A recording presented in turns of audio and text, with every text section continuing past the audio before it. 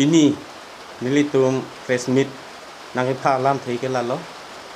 เกดามตั้งอิงก้อยรับพอนี่นิลิตุมเฟสมิดกิดู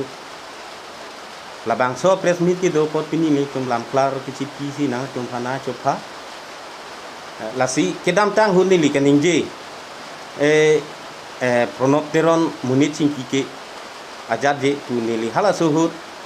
lam ki bog do lasi hala bang sohut nili kedam pen pine alang li attention do ko polo ni pine na singki du ni dera posi nili ki bog lo lasi la bang so ki bog ko nili lam klar chiki thuke la lo munit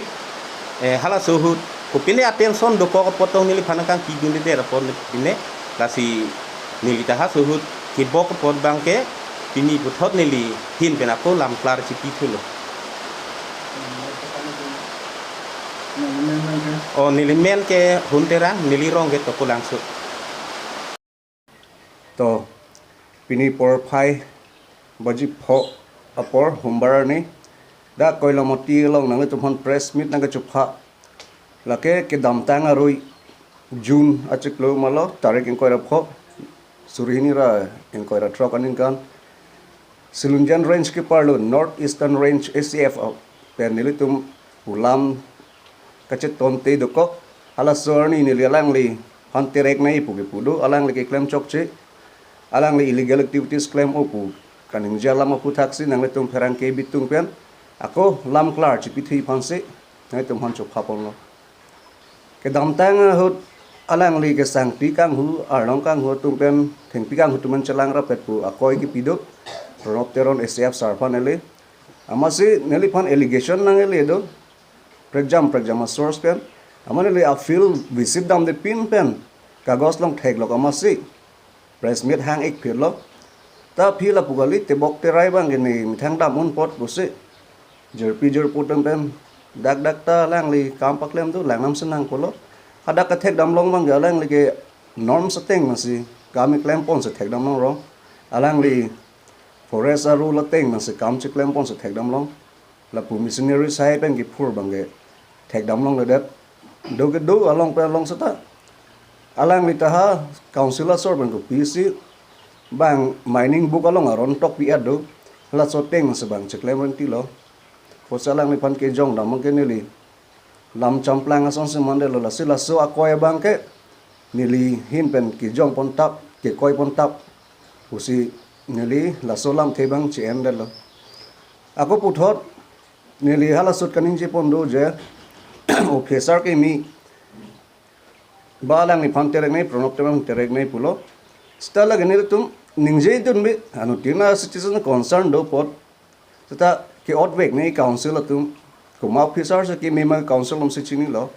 hema council da revenue nang kok hinoda officer pute council on revenue pali thek the deji la pen experience avi pute kam ta claim thek the deji aposik muni chot ake chok che ke do along pana long ke posi council source mo terek ji terek re mission officer ta me alang tum aputhak se jakong do ko pot ba ke me phan council source ma thapon pen mo jata me deng pon po nasi noni phoi ar somla ke koita puthak bangka nili lam thcm pon lo pardon milimen musastron ini dak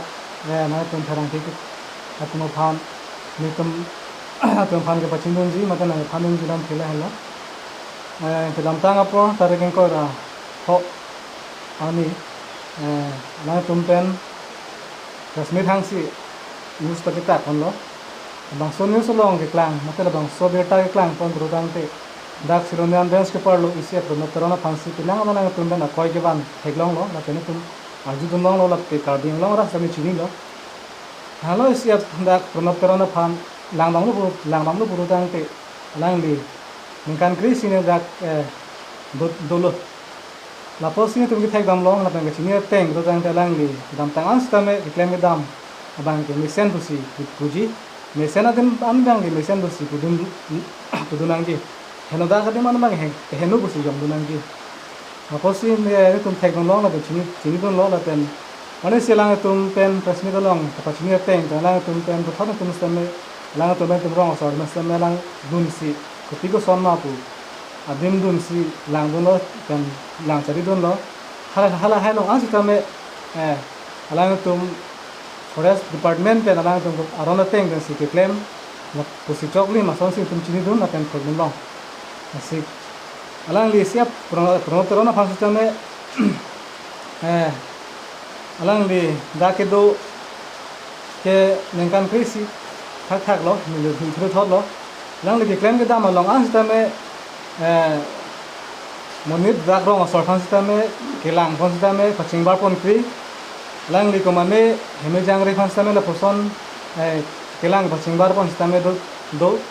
apana pas sitame kapre along sitame lang li la poson se lang li kelang pon mate ka paching bar pon la pen ko mane kama hin nelang long chor di dam sitame alang li pen pipe bala son se porque ni tum gachini teng rotang te pipe nasi non la ni tum ka paching dun ji mate alang tum long ni lang paching dun ka han lo panisi apres smith ki bi lage alang tum ban puthot lam thega chi an thulu ben pon ka apot ni listame alang tum thana gro pilo la pen choro bar pe choma